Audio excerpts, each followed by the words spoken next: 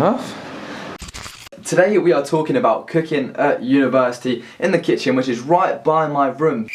I've never been able to cook because I haven't tried, but obviously when I came to uni I realised I'm going to have to up my game. So today you see me try and cook. Successful? Question mark. I'll let you see how it plays out. And basically I wanted to bring this video to show you what cooking at the weekend is like for us catered students and how cooking goes down in general at university, I guess. Because obviously during the week we get our breakfast, we get our dinner, we get our vegetables, we get our nutrients. If you're new, do subscribe down below. At the weekend it kind of comes to the point where we're like, oh, we've got to cook for ourselves, you know. I've just had a hard week during this week and I've had a hard Friday night.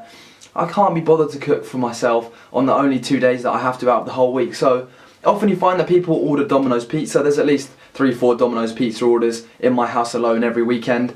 Lazy or smart or just like pizza, who knows. But obviously your boy is quite adventurous when it comes to cooking. Once I tried to cook spaghetti bolognese, didn't realise you had to have sauce, stupid mistake, and ended up having mincemeat and spaghetti. Very, very good. It's just a learning experience when you're in the kitchen at university, because obviously myself never tried to cook before, never wanted to cook before, and never was successful cooking before. And I think that's the same with a lot of people. Just pizza is mainly the meals that we have. In the video today though, I do show you a few meals that everybody in my flat is having. Quick disclaimer, I think there is literally 1 carrot among 7 meals. We were slacking on this particular day. We normally have vegetables, I normally do. We had fruit throughout the day. But yeah, let's jump into about 6 PM dinner time in the C2 house when we're catered and cooking for ourselves.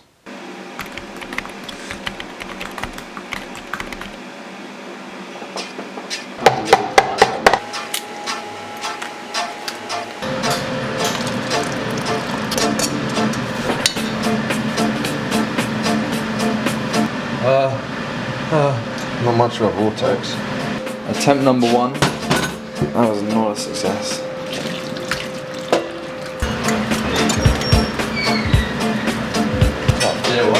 No. Do what is hard. Keep coming back again and again and again. If you do what is hard, approaching strangers, talking to people in the shop. Propaganda thing, It was looking so good as well. That looks absolutely crap. It was fine a second ago, no? Eat it, don't eat it and find out. Just eat it, see what it's like. Yeah. Okay. They even cooked, I don't think it's cooked. Oh. That looks absolutely horrendous. Like, it looks, what the fuck is this? I tried over it. Just because I'm curious. 10 out of 10? No, I drink like shit. It is split that. Thank you.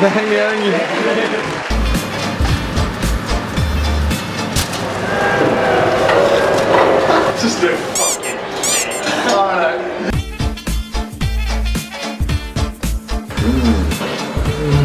Sometimes you get really depressed.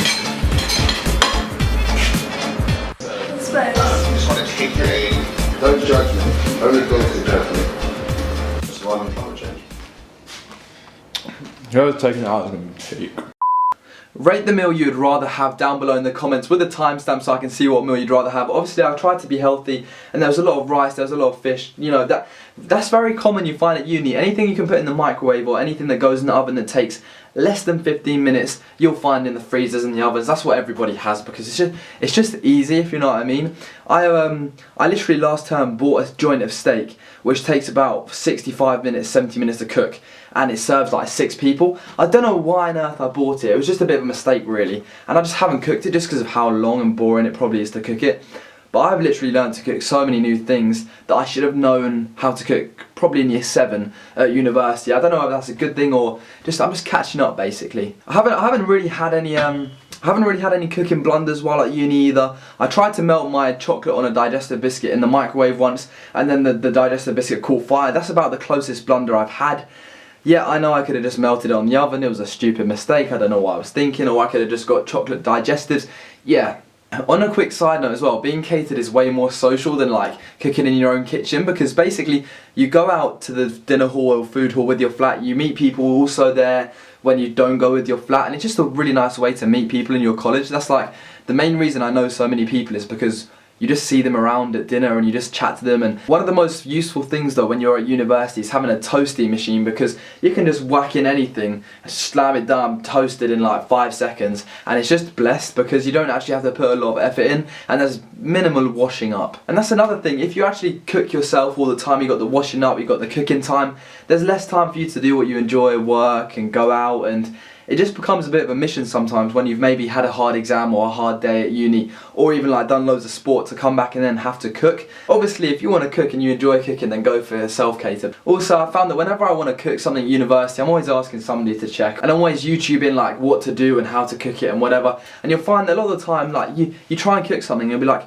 oh, add a tablespoon of salt or vinegar or vegetable oil, and you're like, oh fudge, I haven't got that. Because you just don't think about that stuff. When you're not a natural cook and you haven't been cooking for ages, when you go shops, you walk down the chocolate aisle at uni, especially when you're at uni, and all you see is chocolate and all you get is chocolate, and you think, I didn't get anything useful, I just got sweets and chocolates and crisps. That is a bad habit that many people have at uni. So make sure when you shop smart. Get vegetable oil, cling film. I don't know why, I give this advice and I literally do exactly what I just said. Go to Aldi, see the sweets aisle, fill my basket up with sweets, think I have no more room, and then just check out. And then I'm walking home struggling, I'm like, yeah, I didn't get anything I needed. Cooking at university, good fun, not really, I'd rather be catered. I hope that gave you an insight into what university cooking is like. If you did enjoy it, do leave a like on the video, do subscribe down below, leave a comment and let me know what food was your favourite and the timestamp as well. I'm actually just genuinely interested to know. If you want to keep up to date with university life, if you're thinking about going to university, year 10, year 11, year 12, year 13, whatever year you are, make sure you subscribe down below, because I'll bring you the most freshest and useful content about university. And check out studentear.com, we've got a new website running, and obviously this is like an exclusive piece right here, but yeah, maybe one day. Make sure you subscribe down below and I'll catch you again soon. My day, I'm moving my hands so much, wow.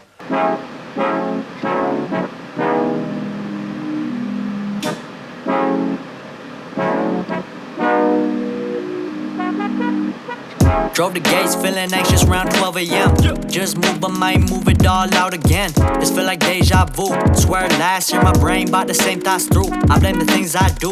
Only difference is I ain't in school. You heard that news? I flip birdies to these worms in suits. See, getting moved in a couple months, so we need a new place to go get shit done. Now I got my old flow, East Coast inspired. Ain't no biggie when I hit the whiskey, nothing that dark. Skin thin like a wire, we getting twisted. Said we cool, but you a liar on some bitch shit.